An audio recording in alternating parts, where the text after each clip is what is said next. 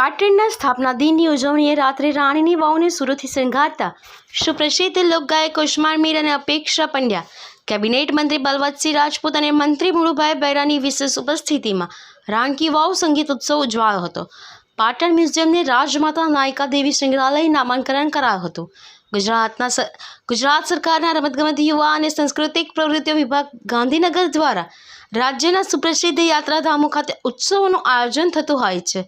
જે અન્વયે પાટણ જિલ્લાની આન બાન અને શાન વિશ્વ વિરાસત રાણીની વાવ ખાતે પાટણના 1280માં સ્થાપના દિનની ઉજવણી અંતર્ગત 2 દિવસીય રાણકી વાવ ખાતે સંગીત ઉત્સવનું આયોજન કરવામાં આવ્યું હોય। ગુરુવારની પ્રથમ રાત્રે રાણકી વાવ પરિસર ખાતે કેબિનેટ મંત્રી બલવંતસિંહ રાજપૂત અને પ્રવાસન અને વન મંત્રી મુળુભાઈ બહેરાની ગરિમાપૂર્ણ ઉપસ્થિતિમાં રાણીની વાવ ઉત્સવ 2025 પ્રારંભ કરવામાં આવ્યો હતો। જેમાં સુપ્રસિદ્ધ લોકગાયક કુષ્માર મીર અને અપેક્ષા પંડ્યાએ મોડી રાત સુધી લોકગીતોની જમાવટ કરી ઉપસ્થિતિ સૌને મંત્રમુગ્ધ કર્યા હતા। રાણીની વાવ ખાતે આયોજિત સંગીત સમારોહમાં ઉપસ્થિત કેબિનેટ મંત્રી બલવંતસિંહ રાજપૂતે પાટણની જનતાને સંબોધિત કરતા જણાવ્યું હતું કે આજનો દિવસ પાટણ માટે ઉત્સાહ અને ગૌરવનો દિવસ છે।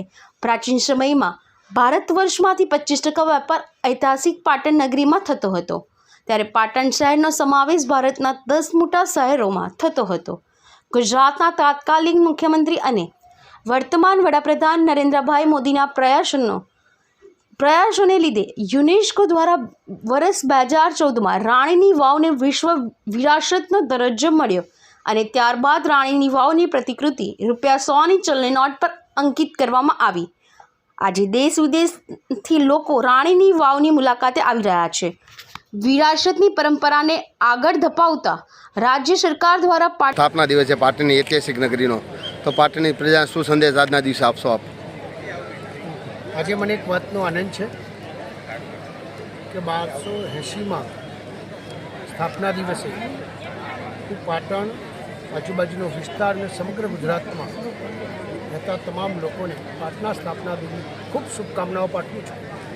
એની સાથે સાથે આપણો ભવ્ય ઇતિહાસ હોય એ ઇતિહાસને આપણે ઉજાગર કરવો જોઈએ, સમજવો જોઈએ અને લોકો સમક્ષ આપવો જોઈએ।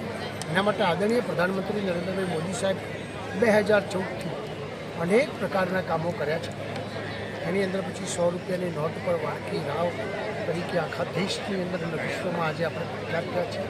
એની સાથે સાથે વિશ્વ લેવલે પાટણનું નામ રાણકી વાવનું પણ આજે સ્થાપિત થયું છે।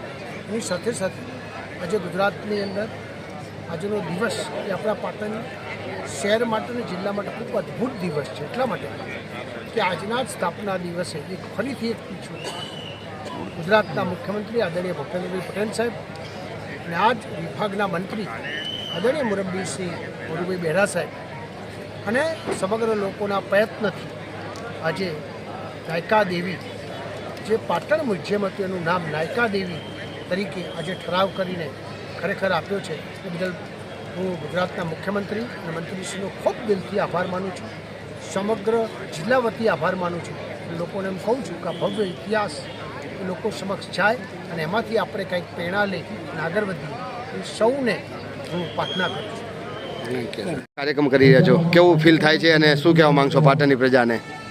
પાટણની જનતા જેમ સંગીત પ્રેમી સાથે સાહિત્ય પ્રેમી પણ એટલી છે અને સૌ પ્રથમવાર પાટણમાં આવવાનું થયું છે આ સાંસ્કૃતિક કાર્યક્રમમાં। તો પાટણની જનતાને આજે ખૂબ મન ભરીને આનંદ કરાવવું છે અને આજે સાંસ્કૃતિક કાર્યક્રમમાં જે કાંઈ સમય મળ્યો છે, જે કાંઈ અવસર મળ્યો છે એમાં દરેક પાટણની જનતાને ખૂબ આનંદ કરાવવો અને આજે ખૂબ જ પ્રથમવાર પાટણમાં આવવાનું થયું છે માટે ગૌરવની લાગણી। Thank you. ઓસમાનભાઈ સાહેબ, આજે પાટણનો 1280મો સ્થાપના દિવસ છે અને એની નિમિત્તે આપના તરફથી એક સાંસ્કૃતિક કાર્યક્રમ રાખેલ છે, શું કહેવા માંગશો પાટણની જનતા માટે? આમ તો પાટણ મારે ઘણી વખત આવવાનું થયું છે, પણ આજે 1280મો સ્થાપના દિવસ છે અને સાથે સાથે વિશ્વ વિરાસત કહી શકાય એવી રાણીકી વાવ ત્યાં આજે કાર્યક્રમ આપવાનો એક અનેરો આનંદ હોય છે અને પાટણની જનતા ખરેખર સાહિત્ય પ્રેમી છે, સંગીત પ્રેમી છે અને અહીંયા કાર્યક્રમ આપવો અમારા માટે બહુ ગૌરવની વાત છે। Thank you.